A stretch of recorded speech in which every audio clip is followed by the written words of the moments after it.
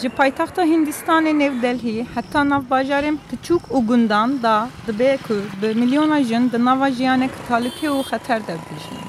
Ev yek encama lêkolîna dawîn e. Li hikûmeta Hindistanê pêgir ku encamên vî lêkolîna ku bi aliyê 548 pisporên li seranserî dinyayê hatiye kirin gelek xelet e.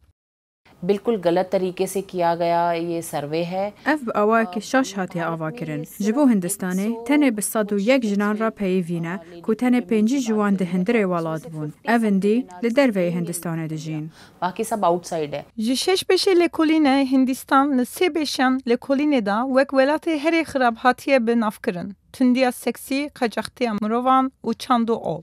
पूरे south Asia का जो لگشت هریما آسیا باشور پیشنیارن جبو زاروکن کر جزاروکن کچ هجاتر تندیدن جبر ویه که گریارن جور بجور وکی کشتن و اشکنجه جیتینه هوله किस्म के होते हैं There is also a rise راپور نشان دادن که جن با آوای کی پتر بویرین وها راد گهینن دروه.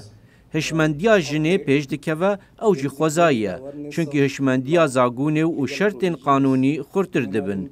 جن به برفرهتر دوزا مافین خودکن و پتر باور دکن که او مافین وانه. कई कंट्रीज है जहाँ گلک ولات هنه که جن نه آزادن و آزادی آخفتنه تنه و هر وسا آزادی مدیایی جیتنه لگلک ولاتان قانون جبو عاجز کرن جنان هاتیه دانین بو نمونه قانون شریعته Buyarên dawiyên wek destdirêjiya çeteyên hember keçek biçûk li eyaletên Jama û Kaşmîr zerarek gelek mezin daye navdariya Hindistanê.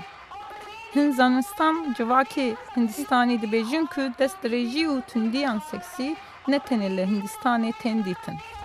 इस वक्त तो نها ام لولاتن پیشکتی میناکی پرتر لمدیای دبینین وکو کمپینین بناوه هاشتاگ میتو آنگو از جی Waqfa Thomson Reuters dide zanin ku ev lêkolîna tenê li ser ramanên zanistên civakî û sporan hatiye amade kirin û negora pêzenînên berbiçav.